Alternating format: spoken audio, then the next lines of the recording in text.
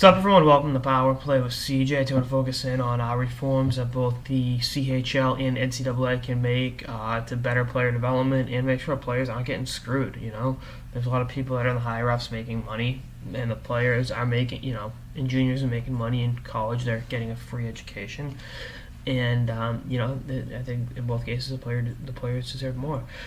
I think with regards to the CHL NHL agreement, they should blow it up. I mean, who is the NHL to respect the wishes of juniors but not respect college hockey players who they can sign right off campus? Kyle Pozo did it, 7 years ago with the Islanders.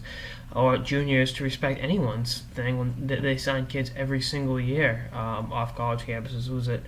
Quenville from the Brandon Wheat Kings. He signed from Quinnipiac, signed with Brandon this year, mid-season, so to speak. Charlie Coyle a few years ago, talked about him ad nauseum. And you look at it, juniors doesn't respect the college hockey players. Why should the NHL in turn show them respect and not bring their players to the AHL, where, if necessary, that's where they need the development?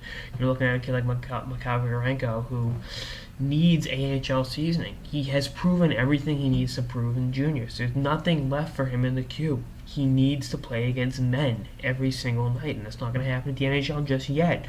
And juniors is so hypocritical and all of it, and that's what pisses me off, is that they're not doing what's best for player development.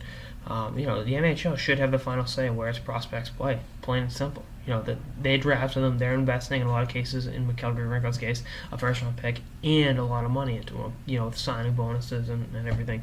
And it's ludicrous that they don't get the final say in the matter on where he plays on a given season. It's ridiculous. It's CHL pundits going to attack me for this, but I don't care. I've never cared about getting attacked by CHL pundits.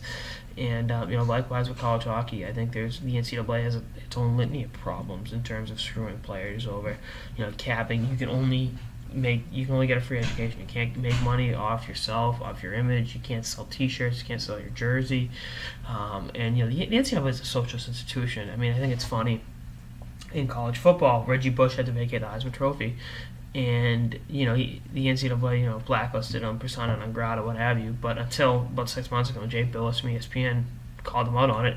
They were selling autographed pictures of Reggie Bush scoring a touchdown in the Rose Bowl. It's like, that doesn't really add up, And going to stop further with that, you look at Johnny Manziel, took a ton of shit for signing autographs, but you can buy a Johnny Manziel autographed picture or whatever on the NCAA website. So there's the NCAA can make money off their autograph, but the kids can't make money off their own autograph. Again, between juniors and the NCAA, I don't know who is more dirty, and it's a dirty game. You're hustling teenage kids in so many ways, and for one to play, they one to act like they're better than the other is a joke, which the whole system is for both sides. But I hope, for the sake of player development at both levels, reforms are made for the betterment of the players in their long and short term in college, and their short term being able to make money in juniors, and their long term development being able to play against men at a younger age. I think it's ridiculous talking about the CHL losing money, but